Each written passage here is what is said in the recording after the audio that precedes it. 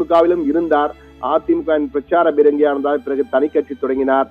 பிறகு அங்கு இங்கு என்று அனைத்து இடங்களும் சென்றார். ஆனால் எந்த இடத்திலும் பெரிய அளவுக்கு அவரால் ஜெயிக்க முடியவில்லை. ஆனால் அவர் செய்த சாதனைகள் திரைத்துறையிலே யாராலும் எட்ட முடியாத சாதனைகள் என்பார்களே, அப்படி ஒரு சாதனைகளை செய்திருக்கிறார் என்றுதான் கூற வேண்டும். மிகப்பெரிய சாதனை செய்திருக்கிறார் பாக்யராஜ் என்றுதான் கூற வேண்டும். அவருடைய டார்லிங் படமாகட்டும், முந்தானை முடிச்சிலே, ஏன் முந்தானை முடிச்சு என்றால் தமிழ் திரையுலகின் மறக்க முடியாத 3 படங்கள் என்று எடுத்தால் அதில் ஒன்று முந்தானை முடிச்சு இருக்கும் என்று கூறுவார்கள். அந்த அளவுக்கு எல்லா துறைகள், வியாபாரமாகட்டும், ரசிகர்களை கவர்ந்ததாகட்டும், காட்சி முறையாகட்டும், நடிகர் நடிப்பாகட்டும், பாடலாகட்டும் என எந்த துறையை எடுத்தாலும் அதில் முத்திரை பதித்திருக்கும் முந்தானை முடிச்சு.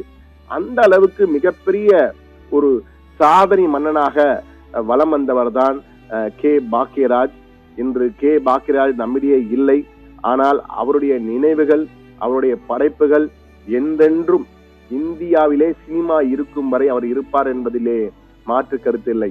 1953 பிறந்தார். 1973 காலமாக இருக்கிறார். அப்போலோ மருத்துவமனையில் அவர் உயிர் பிரிந்திருக்கிறது. ஈரோடிலே வெள்ளாங்கோவில் கிராமத்தில் பிறந்தவர் தான் பாக்யராஜ். திரைத்துறையின் மீது ஆர்வம் கொண்டு வந்து மிக சிறந்த படைப்பாளியாக வெற்றி பெற்றிருந்தார். அதாவது பாக்யராஜை பொதுவாக சொல்லும் பொழுது முன்பு தயாரிப்பாளர் இயக்குனர் நடிகர் என்ற பிரபல தயாரிப்பாளர் அப்போது பாலாஜி என்று கூறுவார்கள். கே பாலாஜி. அவர் சிவாஜி வைத்து பல திரைப்படங்களை எடுத்திருக்கிறார். அப்போது கூறுவார் ஒரு நபர் திரையுலகம் என்று சொன்னதற்கு அவர் சொன்னது என்ன, பாக்யராஜ் மட்டும்தான், Bhagyaraj is a gold mine என்று கூறுவார். அவர் ஒரு தங்க சுரங்கம், தோண்ட வந்து கொண்டே இருக்கும். அது போன்ற காட்சிகள் வந்து கொண்டே இருக்கும். புதிதாக காட்சிகள், இதுவரை தமிழ் சினிமா பார்க்காத வகையில காட்சிகள் வைப்பார். அந்த டேக்கிங்ஸ் ஆகட்டும், ஸ்கிரீன் பிளே ஆகட்டும், ஒரு கதை ஒரு சீனிலிருந்து அடுத்த சீனுக்கு செல்வதாகட்டும் என பல திரைக்கதை மன்னன் என்றே கூறலாம். திரைத்தகை சக்கரவர்த்தி என்று கூட சொல்லலாம். அந்த அளவுக்கு இந்திய திரையுலகையே கோலோச்சியவர் என்றுதான் கூற வேண்டும். மிக முக்கியமாக வாக்கிங் செல்லும் பொழுதுதான், அவர் இன்று காலை வாக்கிங் செல்லும் பொழுதுதான் அவர் காலமாக மாரடைப்பு ஏற்பட்டிருக்கிறது. அந்த வாக்கிங் செல்லும் பொழுது மாரடைப்பு ஏற்பட்டு மூர்ச்சை அடைந்திருக்கிறார். நினைவில்லாத நிலையிலே உடனடியாக மருத்துவமனைக்கு எடுத்து சென்றிருக்கிறார்கள். அங்கு மருத்துவமனையில் சென்ற பிறகு மாரடைப்பின் காரணமாக உயிரிழந்தார் என அறிவிக்கப்பட்டிருக்கிறது. தற்போது அவர் இல்லத்திற்கு அனைவரும் வந்து கொண்டிருக்கிறார்கள். போலீஸ் பாதுகாப்பு கொடுக்கப்பட்டிருக்கிறது.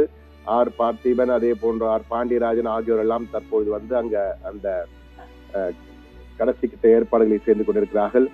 இன்று காலை வழக்கம் போல் நடைபயிற்சி மேற்கொண்டிருக்கிறார். நடைபயிற்சி மேற்கொண்ட பின்னர் வீட்டுக்கு சென்ற அவருக்கு திடீரென மாரடைப்பு என கூறியிருக்கிறார்கள். நெஞ்சு வலிப்பதாக கூறி சோஃபாவில் அமர்ந்த பாக்யராஜ் அப்படியே மயங்கி விழுந்திருக்கிறார். உடனே மருத்துவமனைக்கு அழைத்து சென்றிருக்கிறார்கள்.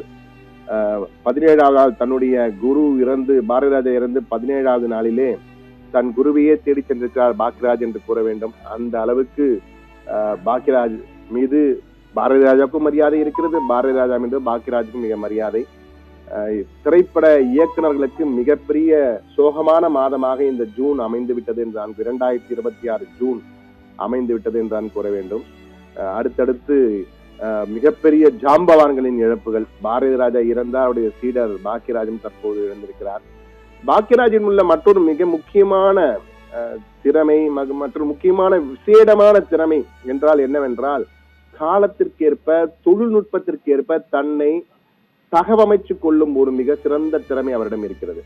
அவர் இந்த கால சந்தானத்துடன் சேர்ந்து காமெடி செய்வார், அந்த கால குமரிமுத்துடன் சேர்ந்து காமெடி செய்வார், கவுண்டமணியனும் சேர்ந்து காமெடி செய்வார். அந்த அளவுக்கு அனைவரும் இணைந்து செல்லக்கூடிய ஒரு சிறந்த ஒரு நடிகர் என்று கூற வேண்டும். தகவமைத்துக் கொள்வது, எங்கு செல்லும் ஆறு போல ஓடிக்கொண்டிருப்பார்.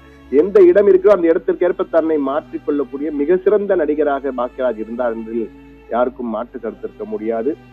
அதே போல நான் ஏற்கனவே சொல்லியிருந்தேன், பாக்யராஜ் அவருடைய ஒவ்வொரு அசைவும் ஒரு மிகப்பெரிய முத்திரை பதிக்கும். ஏற்கனவே அவருடைய நடனம் என்பது பார்ப்பதற்கு கிண்டலாக நகைச்சுவையாக சொல்வார்கள். அந்த எக்ஸசைஸ் நடனம் என்பார்கள், உடற்பயிற்சி செய்வது போல் இருக்கும். ஆனால் அதுவே ஒரு ட்ரெண்ட் செட்டிங்காக இருந்தது. அப்பொழுது யாராவது டான்ஸ் ஆடினால் இது பாக்யராஜ் டான்ஸ் என்று சொல்வார்கள். அந்த அளவுக்கு பாக்யராஜுடைய ஒவ்வொரு அசைவும் ஒவ்வொரு நகர்வும் ஒரு முத்திரை பதிக்கக்கூடிய நகர்வாக இருந்தது என்றுதான் கூற வேண்டும். உண்மையிலேயே பாக்யராஜனுடைய சீடர்கள் மட்டுமல்ல, அவருடைய ரசிகர்கள் மட்டுமல்ல, தமிழ் திரையுலகம் மட்டுமல்ல, தமிழகத்திற்கே மிகப்பெரிய இழப்பு பாக்கியராஜனுடைய மறைவு என்று சொல்லலாம். ஏனால் அவருடைய ஒவ்வொரு அந்த திரைக்கதை மன்னன், ஒரு நபர் திரையுலகம், எம்ஜிஆரின் கலையுலக வாரிசு என பல மிக முக்கியமான பட்டங்கள் அவரை எப்பொழுதுமே சூழ்ந்திருக்கும். அதை யாரும் மாற்றவே முடியாது. திரையுலக மன்னன் என்றால் இன்றும் பாக்கியராஜ் என்று சொல்லும் அளவுக்கு அன்றும் இன்றும் என்றென்றும் பாக்கியராஜ் மட்டும்தான். அதில் யாருக்கும் எந்த சந்தேகமும் இல்லை. அதே போன்று எம்ஜிஆரால் அவர் வாயால் தன்னுடைய வாரிசு என பட்டம் பெற்ற ஒரே நபர் பாக்கியராஜ் என்பது அவருக்கு மிகப்பெரிய விருது. அது ஆஸ்கார் விருதை விட மிகப்பெரிய விருது என அவரே சொல்லியிருக்கிறார். சித்து +2 என்பதுதான் அவருடைய இறுதி படமாக இருந்தது. ஆனால் பாக்கியராஜனுடைய ஒவ்வொரு திரைப்படமும் யதார்த்த ரீதியாக நகைச்சுவை இழையோடும் திரைக்கதையாக அமைக்கப்பட்ட திரைப்படங்களாக தான் இருக்கும். அந்த அளவுக்கு தன்னுடைய ஒவ்வொரு படத்திலும் தன்னுடைய பாணியிலேயே முத்திரை பதித்தார் பாக்கியராஜ் என்றுதான் கூற வேண்டும். பாக்கியராஜின் மறைவு யாருமே எதிர்பாராதது. எப்பொழுதுமே மரணம் எதிர்பாராததான் வரும். ஆனால் இந்த மரணம் யாருமே எதிர்பார்க்கவில்லை. என்றால் வாக்கிங் சென்றிருக்கிறார். வழக்கம் போல வாக்கிங் செல்லக்கூடியவர். வாக்கிங் சென்று விட்டு ஏதோ ஒரு டிஸ்கம்ஃபர்ட் ஏற்பட்டிருக்க உடனடியாக வீட்டுக்கு வருகிறார். சோஃபாவில் அமர்ந்திருக்கிறார்.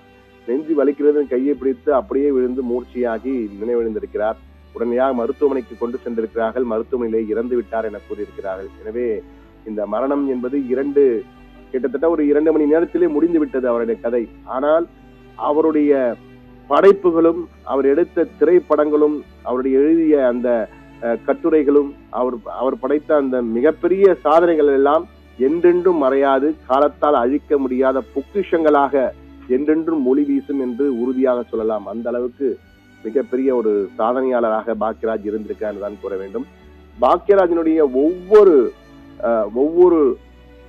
ஒவ்வொரு நிகழ்வும் மிக சிறிய நிகழ்வாக பார்க்கப்பட்டிருந்தா கூட வேண்டும்.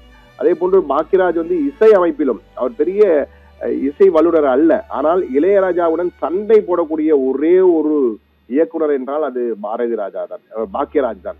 பாரதி ராஜா கூட இளையராஜாவுடன் சண்டை போட்டால் நண்பர்களாக சண்டை போட்டு பிறகு இளையராஜா ஜெயிப்பார். ஆனால் பாக்கியராஜ் மட்டும்தான் இளையராஜாவுடன் கடைசி வரை எனக்கு இது வேண்டும் என அடம்பிடித்து வாங்கக்கூடிய இளையராஜா தன்னுடைய பேட்டை தெரிவித்திருக்கிறார். தன்னை மிகவும் டார்ச்சர் செய்து இசையை வாங்கக்கூடிய ஒரு வல்லுநன் தான் இவன் பாக்கியராஜ் என பாக்கியராஜை மனம் விட்டு பாராட்டியிருக்கார் இளையராஜா. அந்த அளவுக்கு எதிலுமே அந்த காம்ப்ரமைஸ் என்ற ஒரு வார்த்தைக்கு போகவே மாட்டார்கள். பெஸ்ட் கொடுக்க வேண்டும் என்பதிலே மிக தெளிவா இருக்கக்கூடியவர் பாக்கியராஜ். அப்படிப்பட்ட பாக்கியராஜ் இசையிலும் மிக சிறந்த அளவுக்கு பரிணமித்திருக்கிறார். அவர் 1-2 கிட்டத்தட்ட 6-7 படங்களுக்கு இசையமைத்திருக்கிறார். இது நம்ம ஆளு என்ற படத்திலே அவருடைய இசை பெரிய அளவுக்கு பேசப்பட்டது. தென்பாண்டி சீமையிலே, பொண்ணு பார்க்க போறேன், பவுனு தான், ஞானப்பழம், சகாதேவன் மகாதேவன், சங்கர் கணேஷுடன் இணைந்து இசையமைத்திருந்தார் போன்ற படங்களுக்கெல்லாம் இசையமைத்திருக்கிறார் பாக்கியராஜ். பாக்கியராஜுடைய இசையும் தமிழ் சினிமாவிலே ஒரு முக்கிய இடத்தை பெற்றிருந்தது தான் கூற வேண்டும். அவருடைய காட்சிகள் போலவே அவருடைய திரையிலும் மிக சிறந்த ஒரு காட்சிகள் எல்லாம் அமைந்தன. ஆனால் அவருடைய மகன் காதலித்து திருமணம் செய்து கொண்டார். அதே போன்ற சில குடும்ப பிரச்சனைகள் இருந்தாலும், குழப்பங்கள் இருந்தாலும், அவருக்கு ஒட்டுமொத்தமாக பாக்கியராஜ் மிக சிறந்த ஒரு வாழ்க்கையை தான் வாழ்ந்திருக்கிறார்.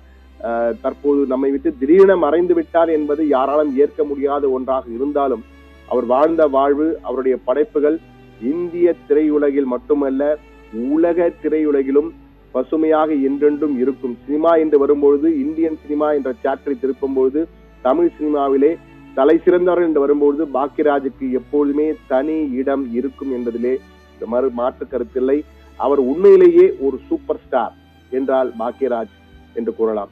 தமிழ் திரையுலகின் சூப்பர் ஸ்டார், நடிகர் நடிப்பிலே சூப்பர் ஸ்டார் ரஜினிகாந்த் என்றால், தமிழ் திரையுலகின் சூப்பர் ஸ்டார் என்றால் அது பாக்கியராஜ் என்றால், தமிழ் திரையுலக படைப்பாளிகளின் சூப்பர் ஸ்டாராக இருந்திருக்கிறார் பாக்கியராஜ் தான் கூற வேண்டும் நேயர்களே.